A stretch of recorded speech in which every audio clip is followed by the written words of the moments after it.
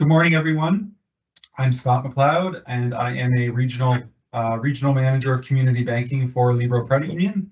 And my colleague Carolina Triana is joining me from Libro as well today. We're so excited to join you virtually to share information about Libro's annual grants program and to have with us one of our former grant recipients who will be sharing their experience with you all today.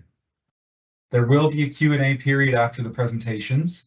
Feel free to write your questions in the chat as we speak, and we will address them, or you can also ask your questions during the Q&A period at the end. Libro Credit Union is banking with a difference. At Libro, everything we do is with the goal of growing prosperity in our communities. That's the Libro purpose, growing prosperity by transforming banking in southwestern Ontario. And that means we have a purpose beyond profit. As a full-service financial institution serving more than 110,000 customer owners through a network of digital service and 36 physical locations, we are devoted to the idea that anyone can prosper if we all work well together. When you deal at Libro, you know that 100% of the revenue is earned here and 100% of the profits remain here. We deliver on our purpose by helping people in the region be financially resilient, adequately, safely, and affordably housed, meaningfully employed, and food secure. We want our owners, our customers, and the communities we serve to be better off because of what we do. People's lives should become richer, their goals more defined, and their futures brighter. And we know we can't do this alone.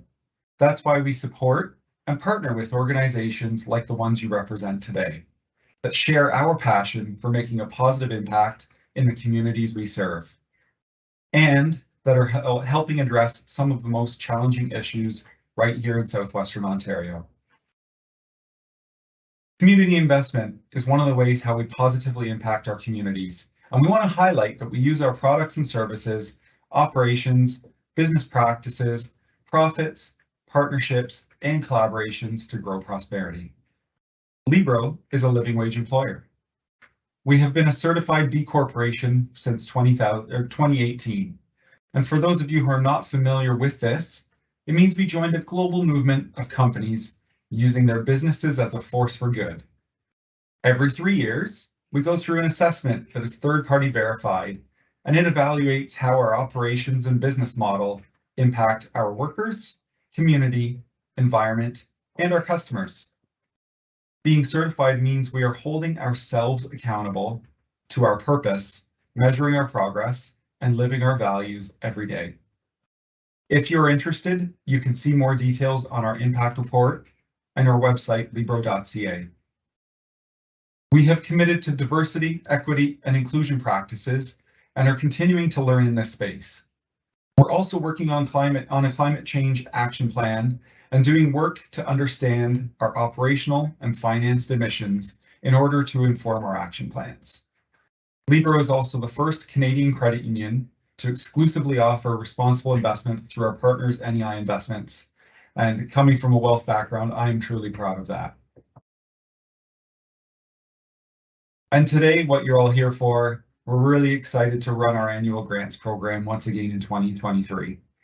Through this program, Libro funds initiatives helping address local priorities aligned with our pillars, which I'm going to share with you now. Our first pillar is financial resilience. And within that, our goal is to help improving the financial capacity and resilience of people, businesses, and organizations. The types of initiatives we support within this pillar include those helping to build financial knowledge, skills, and confidence of individuals and families, and those that promote economic self-reliance for marginalized members of our community.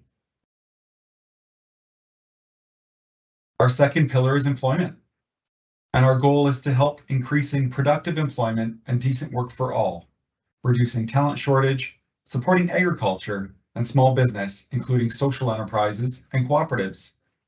The types of initiatives we support include those that promote self-employment, entrepreneurship, small business startup, development, and growth. Those providing employment or pre-employment training and skills development for people including youth and those with employment barriers, and those that promote and strengthen mission-based businesses, cooperatives, social enterprises, and community-owned businesses. Our third pillar is housing, where our goal is to enhance access to adequate, safe, and affordable housing for all. The types of initiatives we support in this area include those working to increase the affordable housing supply, those that help people in vulnerable housing situations transition to stable housing and independent living. And our fourth and final pillar is local food accessibility, where our goal is to help improve food systems to increase access to local food for all. And we support programs and projects promoting local and sustainable agriculture, community gardens and farmer markets, local food sector initiatives, and food processing and distribution projects. We will select and fund projects aligned with the pillars and the goals that I mentioned previously. The types of initiatives listed, which can also be seen on our website, are just examples. If your project aligns with the overall goal of the pillar and impacts Southwestern Ontario, you might be eligible for a grant. This year, we will be investing $310,000 to our local communities through this program, where grants will be between $5,000 and $20,000 per project.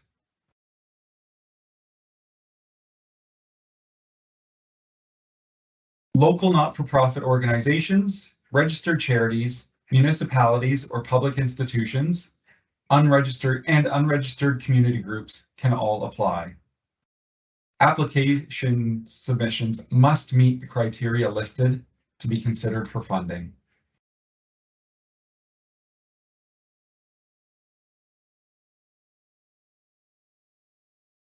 Listed here are some areas not eligible for funding. And what I would like to clarify here is that salaries to hire people to administer the programs is allowed. There is some confusion in this space that it is not permitted, but in fact it is. Paying someone to administer a program is normal, expected, and permitted within what we have for this program. An example of when we talk about ongoing operational expenses that are not eligible, that's more around utility bills, ongoing monthly costs to run the business, just in general. And we want to support a program that you're running and not the day-to-day costs of your overall organization. Now, there are some important dates to keep in mind. The application intake is open as of now, and applications close on May 26th. The requests will be assessed based on alignment to our pillars, intended impact on the initiative, as well as the stability and governance of the organization that's applying. Applications are reviewed by locally elected owner representatives, and applicants will be notified if the application is declined or approved by the end of August. Grant recipients, those that are successful, must sign a funding agreement by a specified date, and the funds will be dispersed in October at some point. If you're successful, the grant recipient does agree to provide a report 6 months after receiving funding and a final report at the end of the project that summarizes the results that you were able to achieve. So in addition to our grants program, Libro also has a sponsorships, donations, and partnerships program. Applications for these programs are open all year round, so keep that in mind if the timing of the annual grants doesn't work for your organization or the project that you are looking to support. Through sponsorships and donations, Libro provides in-kind and financial support up to $20,000 for local initiatives and events that are aligned with our pillars. And applications for $20,000 and above will be reviewed as impact partnerships, where Libro partners with organizations that help us advance our strategic social purpose in Southwestern Ontario, creating measurable outcomes in the areas we've identified as our pillars. And again, that program is open for applications year-round.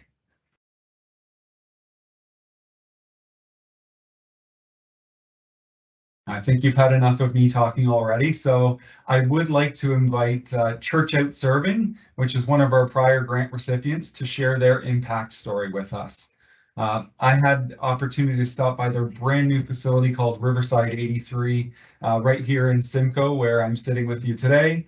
It is absolutely beautiful. It's an amazing facility.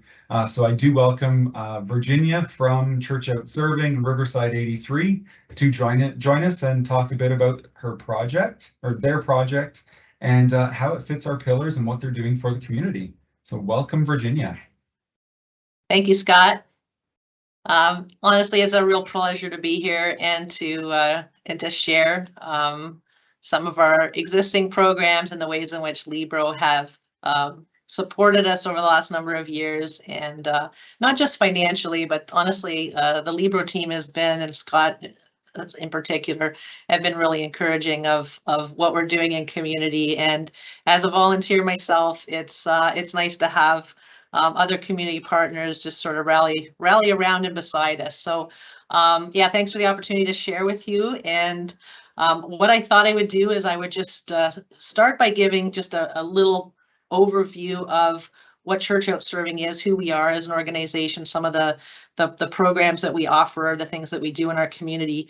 As a base, I suppose, so you have a background on who we are, and then I'll get into the specifics about the projects that Libro has helped to fund and the impact that it's making here in our local area, Simcoe surrounding area of Norfolk County. So we are actually a local registered charity. Church Out Serving is. We're faith inspired, but we're really community focused and volunteer run. We have made a few hires, but we're pretty lean administratively in that sense because we actually are a volunteer run organization. And we run we've run we're about 10, 12 years old, and over the last, especially I'm going to say 6 or 7 years, we've really expanded the kinds of ways that we're serving community, mostly because we've become aware of legitimate needs that have otherwise been unmet by other groups or organizations, and we've tried to jump in and just to fill some of those gaps. So just really quickly, I'm going to jump through some of these slides here. We have Donation Station, which is we receive gently used household items like furniture, appliances, and kitchen basics, and we repurpose them and deliver them to individuals by referral in our community that have need. We have most recently, so this past winter, we actually opened a homeless shelter or a warming center, so it's seasonal. It was a seven nights per week opportunity for people actually who were in bank foyers on the street that just had no place to stay. So it was a clean bed, a warm meal, and a safe place to stay. And in 3.5 months, we saw 542 visitors come through, and really heartwarming actually to see that with a little bit of effort, you can make a big difference in some lives. A couple of the guys that were more regular this past winter are actually housed now, and some of them fairly securely housed. So that was a fun and good news story for us. But a new project. We also, moving into the area of food security. Sort of the next slide. We've for the last, I'm going to say, I should know the dates. I think it's been about 6 years now. We have a series network of community gardens here in Simcoe. We have 23 raised beds in 6 locations, and last season the harvests are growing as more locations expand, but we harvest about 16,000 vegetable serving, or sorry, 18,000 last year vegetable servings that for the most part go into our own food programs.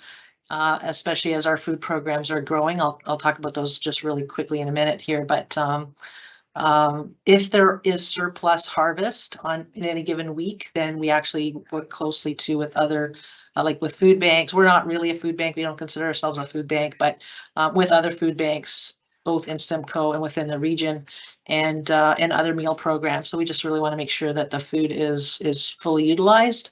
And that's a fun project too. So then to the next slide, we have a frozen meal program, And really that program started when Salvation Army a number of years ago approached us and said that we're helping people that are temporarily housed but don't have a way to feed them, and they have freezers, they have microwaves in the rooms that they're temporarily being housed in, but no real access to food. So for people that program's expanded, we're doing about 4,000 frozen meals per year to people who can't cook for themselves for one reason or another. So seniors, chronically ill, other people that are experiencing food insecurity. We have a host of volunteers. We do about a cooking bee a week, and try and keep our inventory stocked up enough to be able to provide for the needs that we hear about.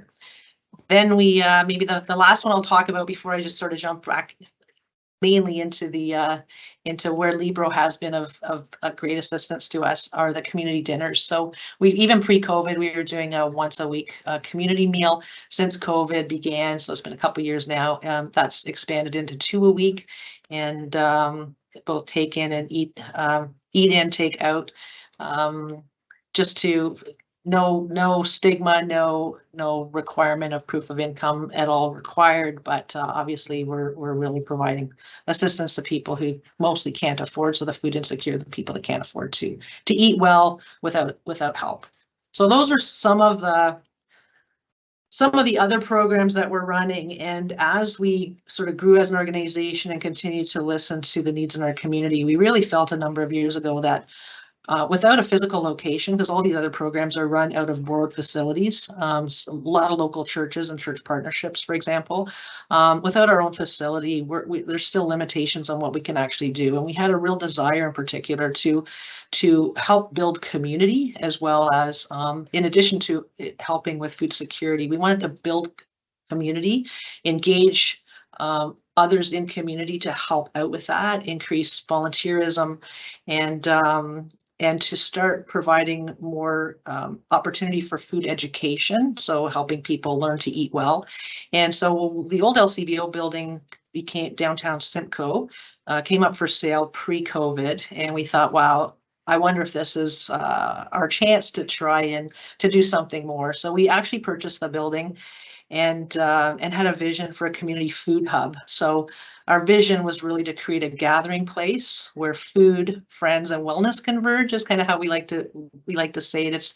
It's a sort of a dual purpose project, if you will, that not only improves access of fresh local fruits and vegetables to everyone in community, but also, as I said, it is a community building initiative. So we want to bring people from all demographics together, and we feel that that makes for a more healthy, vibrant, and resilient community. So that's the name of that project, or the name of the facility is Riverside 83. And we've spent a number of years, frankly, and during COVID, completely renovating the facility. And Scott's alluded to the fact that actually last fall, we started to bring in our donors. We had a couple of events that just showcased the finished work of a lot of the volunteers, over 18,000 volunteer hours to renovate the space. And we just wanted to say some thank yous first. So we're just starting to begin some of the programs, and yet it's not really officially open to the public just yet. But the vision for this space, if you want to go to the next slide, it is it's got the capacity for multiple kinds of programs or events there. So we're looking at soon to be launched cafe and eatery, because we know that everyone loves a great cup of coffee and we gather around good food. So we have a cafe and a patio area for an eatery, a foods marketplace where we're really looking at trying to encourage local agribusiness. And we've got an entire teaching kitchen facility, which is where Libro actually provided some real financial support to get off the ground, to run food skills classes. We also have a community kitchen. If you see the picture on the top right, that's our newly hired chef in our commercial kitchen, our community kitchen. And that kitchen is specifically dedicated to food preparation for community meals, on-site events, and some business incubation with young entrepreneurs who might have an interest in exploring value-added products from the agricultural sector or launching a catering business. So we just feel like, yeah, and some of our space too is multi-purpose to host events. We hosted an event last week through the Chamber of Commerce, and it was a lot of fun to open the space up and welcome some people from the community. The purpose of our whole building really is to gather people together, build community, and share the beauty of food and how we can be more resilient together.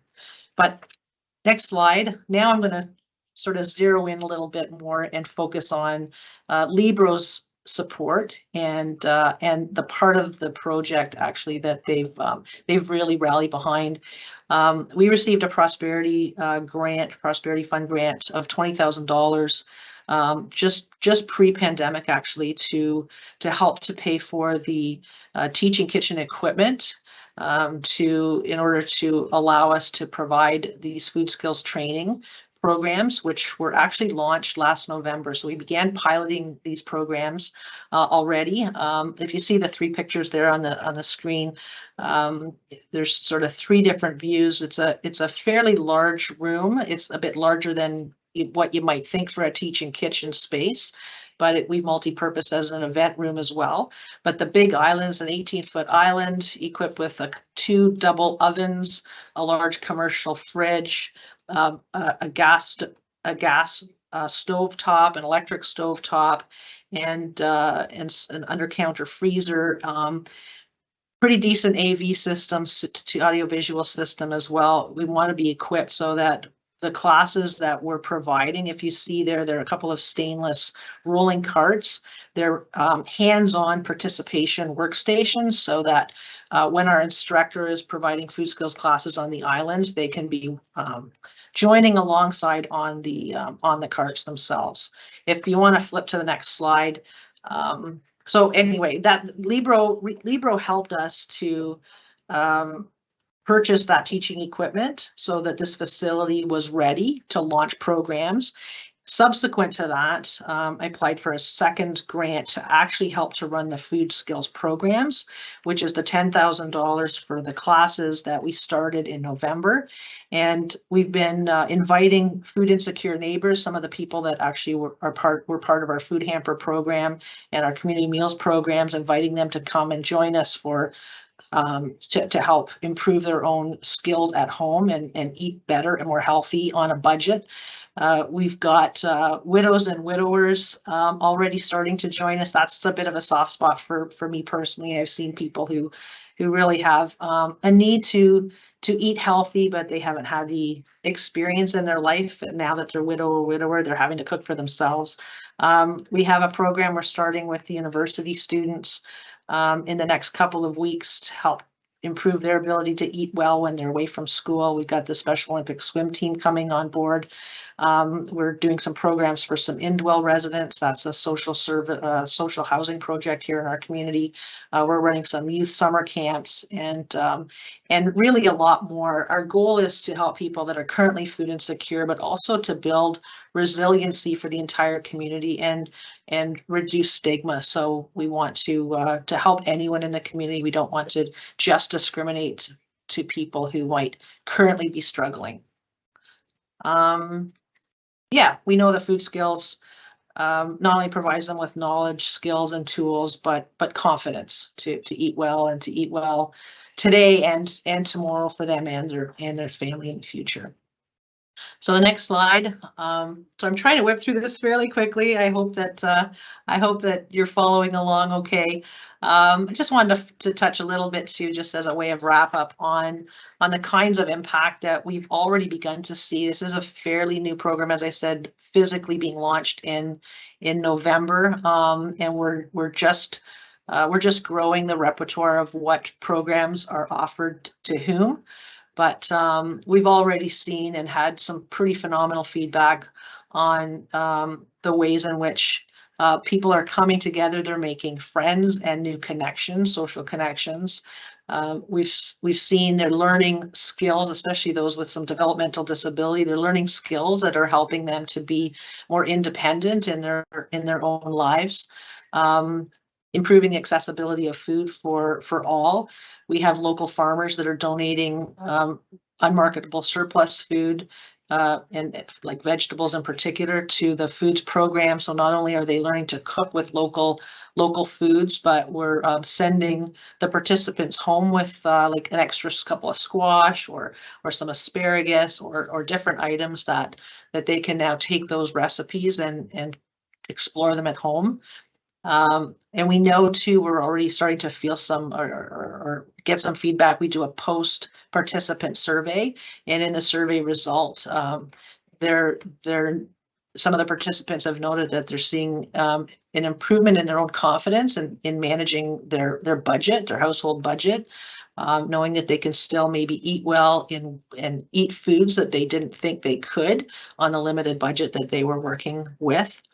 And we're also looking, especially as we expand into some of the other programs at Riverside 83, that one of our goals is to continue to help those that are, say, marginalized and aren't even necessarily employable right now. We want to bring them into the programs. We want to help to allow them opportunities for both volunteer and future paid positions to help them build their own skills so they can go out into community and be more employable. And yeah, because we're based on a volunteer model, there are a lot of people in our community that actually really care and they want to give back in a variety of different ways. They just don't necessarily have ways in which they can plug in. So we're excited to provide people with opportunities to help their own neighbors.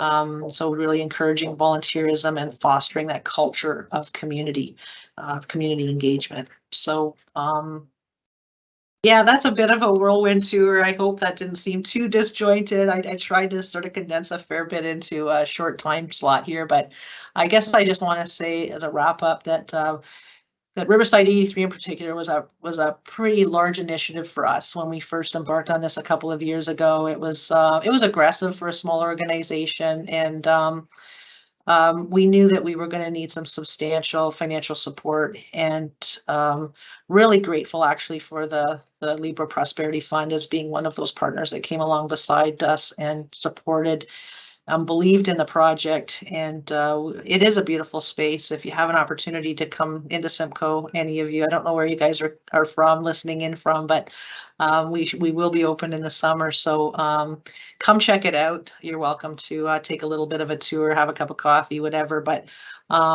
yeah, without the support of Libro and other partners, this kind of project just doesn't happen.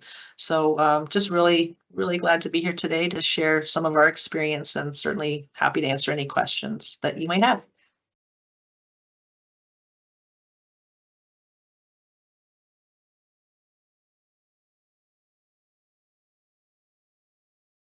Can you hear me?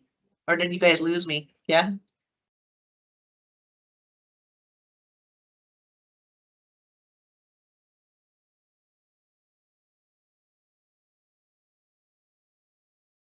Okay, hello. Now, thank you very much, Virginia. It is amazing. It's fantastic the work that you do, and Libra is very happy to be supporting that. So I've been answering rapid fire like questions here on the chat. So now I will encourage everybody to continue bringing your questions, and I will read some of the ones that we have answered for those who have not seen the chat, and also for the recording, and then we'll continue answering the questions. So the first question was about an organization that runs both employment and food security programs, and they were wondering if they can apply for grants for both projects. And only one application may be submitted per organization per year.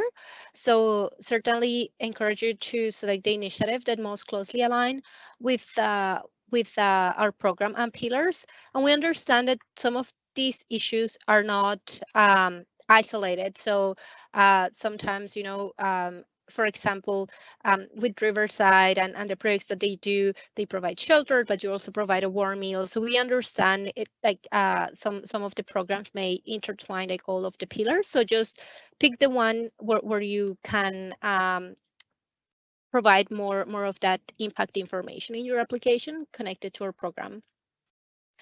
Then another question was about if an organization is eligible to apply for both a grant and a sponsorship, or if you need to choose between one and the other.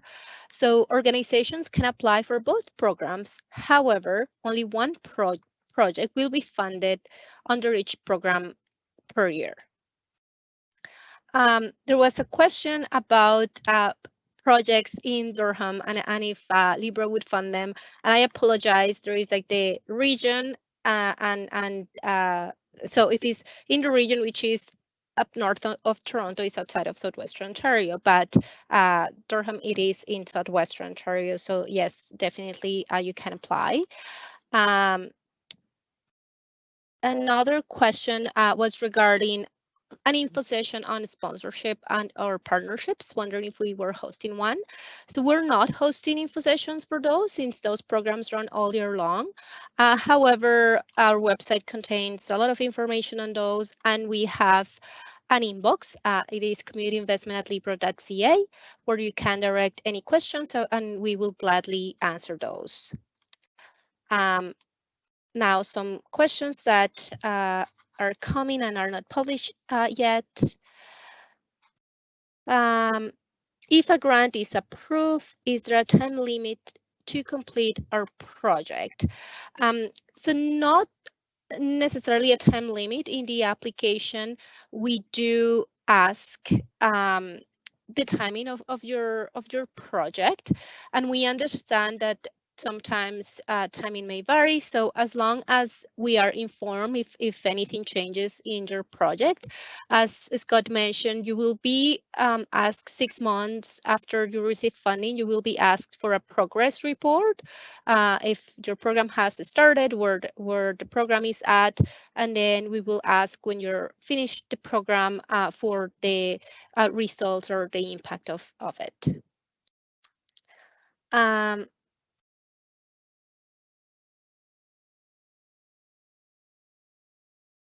Okay, so there is a question and it's very specific. So I'll try to answer it, but if my answer is not enough, you can always email communityinvestment@libro.ca and I can and we can talk specific. So this person is asking, we would like to apply for a program that serves at-risk youth by helping them complete high school, find post-secondary employment, and also teach life skills, including meal preparation, finance, health, and hygiene. Could you please let me know what would this program fall under?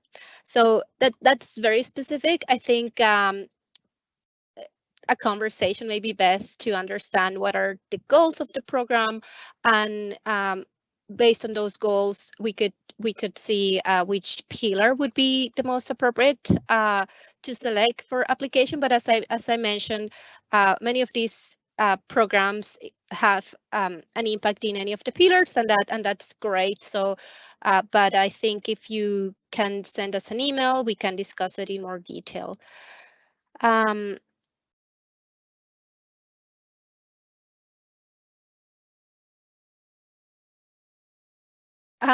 There is another one about a gardening project. If the funds are dispersed in October and the project can start until the spring, what does that mean about the 6 months report? The 6 months report, if you specify the timing in the application, then in the 6 months report, you can just let us know how preparations are going for your program to start in the spring.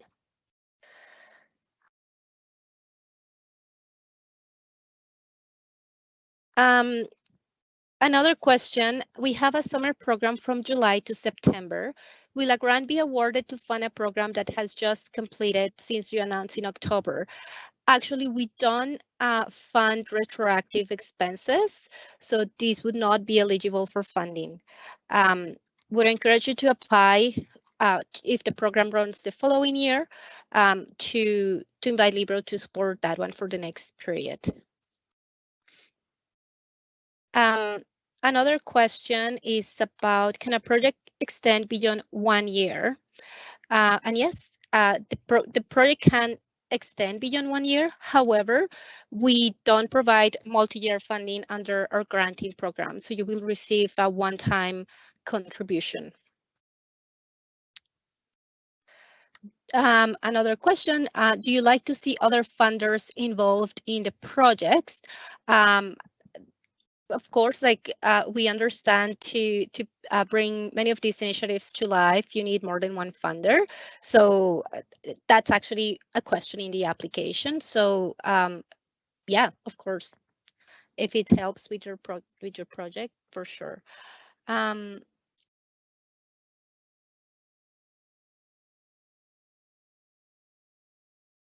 Okay, there is another question about providing more clarification about applying for sponsorships and grants and organizations that can apply for both programs. However, one project will be funded under each program per year. So to give you an example, and I'm going to use Virginia's presentation. So she talked about, for example, the project where they were providing shelter for people during the winter, and the project where they were having the gardens. So she could, the organization could apply for one of these under the grants and one of these under the sponsorships, and we would consider them for funding. What we wouldn't do is to consider, say, the one of them, the one to provide shelter for people, and provide a grant and then provide a sponsorship for the same project, the same under both programs the same year. Hope that example makes it a bit more clear. And then we have, yes. I was just going to jump on for 1 second just to add a little bit of color to something, if that's okay. Absolutely. Yeah, there have been, hopefully everybody can hear me again. There's a lot of ventilation going on above me. But there's been a couple questions just around the applying to different pillars. And while you do have to select one pillar, don't be afraid to talk about all your organization does. You know, the people that are you know, tell the story about what you do as an organization. If you are applying for something in employment, but you also do a lot of great work within some of the other pillars, don't just put your application in about the employment. Tell us about the different things that you're doing. Just adds a lot more flavor and color to, you know, what you're all about. Yeah, that's just wanted to encourage that, because I don't want anybody to just feel like, okay, we're only applying for employment, so I only want to talk about employment. Make sure you talk about all the awesome things that you're doing.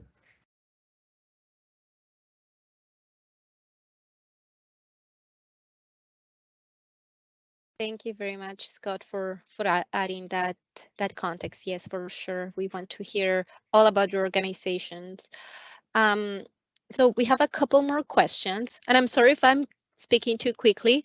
Just we have 2 more minutes left. I'm trying to go through everything, all the questions. So one is, can you apply for a similar project more than 1 year in a row? And the answer is yes. Yes, you can. You can apply more than 1 year in a row. The next question is a bit the opposite. Can we apply for funding for different projects each year, or is there a limit to how many we can apply for? Yes, you can apply for different projects, and we don't have a limit on how many years you can apply for.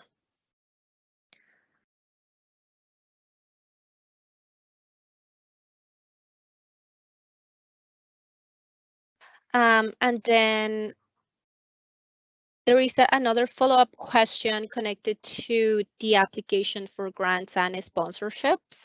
And I think, Hope, I think if perhaps we can take it offline to clarify.